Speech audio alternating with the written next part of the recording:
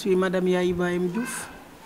Je suis la présidente d'une association qui s'appelle Collectif des femmes pour la lutte contre l'immigration clandestine au Sénégal. L'association a été créée en 2007 suite à la disparition de centaines de jeunes sénégalais qui avaient pris des pirogues artisanales pour quitter le Sénégal et aller en Europe pour y chercher une meilleure vie.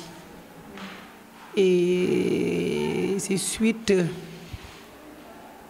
à cette tragédie que nous nous sommes dit, et en tant que femme, mais aussi victime de ce fléau, parce que moi qui vous parle, j'avais un seul fils et il a disparu aussi dans cette tragédie. Et nous nous sommes dit, il faut qu'on s'engage, qu'on s'organise aussi, et pour pouvoir mettre en place cette structure pour mener des combats contre la féminisation de ce fléau, parce que aussi ce fléau a été féminisé. Oui, en disant que ce sont les femmes qui financent ou bien même qui appuient leurs fils à prendre ces pirogues pour partir en Europe. Et depuis 2007, nous, comme je l'ai dit tantôt, on s'est dit qu'il faut qu'on s'organise dans un premier temps pour pouvoir connaître exactement le nombre de femmes qui ont perdu leur fils, leur mari, parce que vous savez, ici, nous sommes une communauté patriarcale, une famille élastique dans ce fléau. Et après, on s'est dit, il faut qu'on commence à faire des visites à domicile, rencontrer les familles qui ont perdu un membre de la famille et commencer à faire un plan de communication pour pouvoir sensibiliser, mais aussi conscientiser les familles sur les dangers de ce fléau. Et après, on s'est dit, il faut aussi trouver des alternatives pour que ces jeunes qui prennent ces pirogues aient confiance en eux, mais aussi aient confiance en nos ressources naturelles pour pouvoir les fixer. C'est ce qui nous a permis de mettre en place ce centre de formation pour former les jeunes, soutenir l'entrepreneuriat et aussi les faire connaître les voies et moyens légaux de la migration régulière. Parce qu'on ne peut pas dire à tout le monde ne pas bouger, ne partez pas. Quand on sait que l'homme est né libre et aussi a la liberté de circuler. Et les Européens, quand ils ont voulu construire l'Europe, ils sont venus ici prendre nos arrière-grands-parents. Donc, raison pour laquelle nous nous sommes dit, il faut aussi faire connaître à la communauté ces moyens et voies légales de la migration. Pour les femmes qui veulent partir, que la migration n'est pas l'unique solution. Rester, c'est possible. Et travailler dignement, c'est possible. Pour celles qui restent à la maison, nous les trouvons là-bas. Nous les encadrons, nous les formons. Vous voyez ces affiches, c'est des formations en leadership, c'est des formations en technique de communication pour que les femmes puissent avoir leur voix, pour que les femmes puissent parler, pour que je suis presque seule dans ce combat, mais qu'il y ait d'autres femmes leaders, plus calées que moi, qui puissent s'exprimer au sein de la communauté. On a même construit ce centre qui s'appelle un centre de formation professionnelle pour les femmes et les jeunes, parce que nous sommes une communauté de pêche. La majeure partie des jeunes qui partent à cette migration par pirogue, c'est les jeunes de nos communautés de pêche. Donc, il faut faire des formations valorisantes, des formations professionnelles pour les montrer qu'il y a des possibilités dignes et honnêtes pour rester au niveau de nos communautés et y vivre dignement. Nous, on forme ici, il y a la formation directe et la formation indirecte.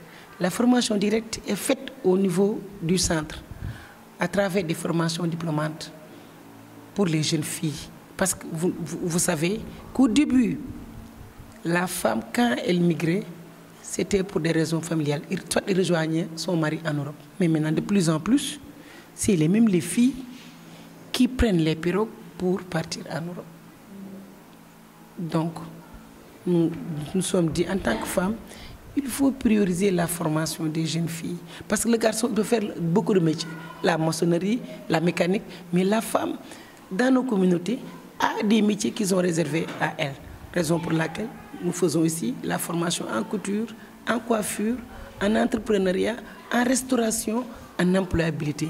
Parce que rester et entreprendre pour réussir, je pense que c'est possible au niveau de nos communautés. Si nous avons une conviction, si on a la confiance de nous-mêmes, parce que notre pays regorge aussi d'énormes potentialités. Et aussi, ça c'est les formations que nous faisons au niveau du centre. Mais avec la coopération italienne, nous travaillons avec un projet qui s'appelle Ponti. Et le projet a mis en place un guichet d'orientation. Et ce guichet peut vous référer dans d'autres structures de formation, parce que nous avons fait la cartographie des centres de formation. Parce que l'État a mis en place des dispositifs de formation, mais ce n'est pas connu. La communication reste. Beaucoup de gens ne connaissent pas les structures de formation, de financement, d'apprentissage.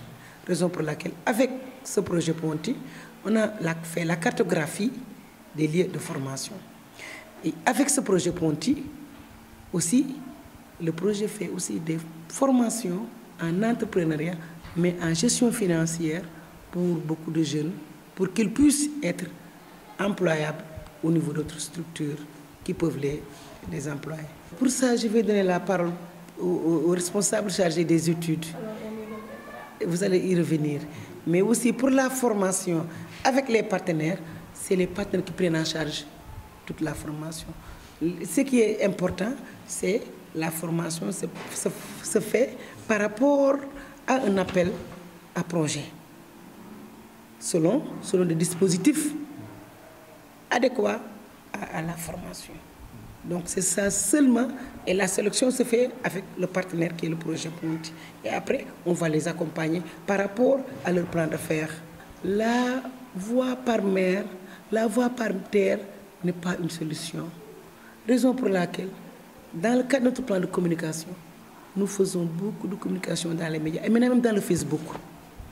Parce que les jeunes utilisent le Facebook, beaucoup sur le Facebook. Beaucoup de jeunes ont des comptes Facebook. Il y a de cela 2 mois, j'étais à Kayar, qui est aussi une communauté, il y a un fort taux de migrants, pour les conscientiser, les sensibiliser sur les dangers de la migration, mais aussi les montrer qu'il y a des possibilités de rester au pays et de travailler. Donc, nous avons aussi mis en place des brigades au niveau de la plage de sensibilisation, composées d'anciens pêcheurs, des pêcheurs en activité, mais aussi d'autres personnes ressources, les chefs de quartier, les organisations de femmes, pour qu'elles puissent ensemble avec nous mener des combats dans des quartiers de sensibilisation, toujours pour les montrer que c'est possible.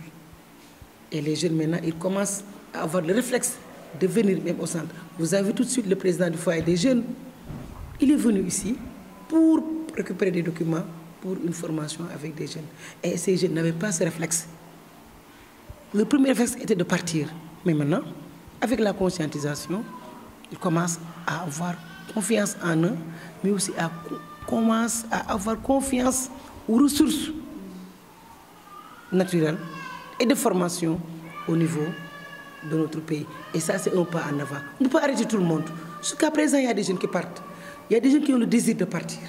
Mais ces jeunes qui ont le désir de partir, si on les rencontre, nous, à travers la sensibilisation, la conscientisation, mais aussi des alternatives de formation, d'employabilité, moi je pense que beaucoup d'entre eux vont rester au niveau du pays. Ça me renforce davantage pour que je puisse faire plus et mieux pour que les autres puissent s'accrocher et ensemble qu'on parte pour lutter contre la migration irrégulière, mais aussi lutter contre la féminisation de cette migration. Tant que nos droits ne sont pas respectés, moi je pense que nous ne ferons pas partie entière de la communauté.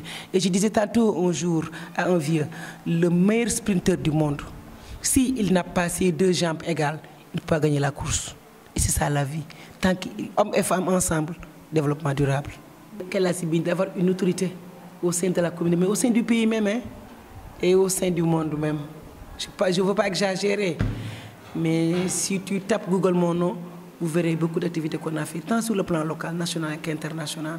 Et ça, c'est un plus pour une communauté et patriarcat où la femme n'a pas de droit. Si une femme se permet de parler, de diriger un centre de formation, de s'exprimer, de mener des activités, pour montrer qu'il y a des possibilités dignes et honnêtes, moi je pense que ça, c'est une reconnaissance. Donc, la confiance des partenaires, beaucoup de partenaires nous font confiance. C'est la raison pour laquelle on a le projet Ponty. D'autres projets, on a mis en place une unité de savonnerie, des céréales locales. On a mis en place un centre de formation pour la pêche, pour les femmes. Et ça permet de mettre en exergue le rôle de la femme dans la communauté. La disparition de mon fils en mer a été très difficile et très dure pour moi. Mais le fait de travailler, le fait de pouvoir tirer d'autres avec nous, d'être ensemble, ça me réconforte. Mon fils, il avait 27 ans avant de partir. Ouais, il avait 27 ans. Sa photo est là. Hein? C'était pour une campagne de pêche à Nouadhibou. Parce qu'ici, au mois de mars, avril, mai, juin, on n'a pas de produits. Et eux, ils préfèrent aller en Mauritanie, travailler là-bas. 4 mois après, ils vont retourner. C'est ça qu'il m'avait dit. Mais arrivé à Nouadhibou, il n'y avait pas de poisson. Et c'est là-bas qu'ils se sont organisés pour partir. Il m'a appelé au téléphone pour dire qu'il veut partir avec ses amis en Europe. Je dis que ce n'est pas possible. C'est pas possible. Il me dit oui. Aie confiance en moi. Moi, je vais partir. Je travaille pour toi. Et je lui ai demandé combien de temps vous allez faire. Il m'a dit, si les conditions sont réunies, on va faire 5 jours. Et je suis restée pendant 15 jours, pas de nouvelles. J'ai appelé, ça sonnait dans le vide. Et c'est après qu'un cousin m'a appelé pour me dire que j'ai vu ta pirogue fracassée au large des îles Canaries. Et comme il voyage des fois par 2 pirogues, 3, pour se sécuriser, c'est l'autre pirogue qui nous a informés aussi pour dire qu'ils sont disparus en mer. C'est là qu'on a pris la nouvelle de disparition en mer. On a des projets, le projet d'ouvrir un centre de formation pour les jeunes de la pêche, pour les jeunes et les femmes de la pêche. On a aussi un projet de mettre en place une radio, une télévision pour la communauté, pour mieux vulgariser nos messages, pour mieux parler avec la communauté, pour qu'un changement puisse avoir lieu. Et notre campagne par rapport au projet Ponty, c'est Tok Sabab Teki. Et en français, c'est rester, entreprendre et réussir, c'est aussi possible. Et c'est ça notre conviction. Que les partenaires au développement, que nous, communautés, la société civile, puissent revoir les conventions sur la migration, puissent mettre en place des politiques migratoires adéquates aux besoins de nos communautés. C'est ça mon dernier mot.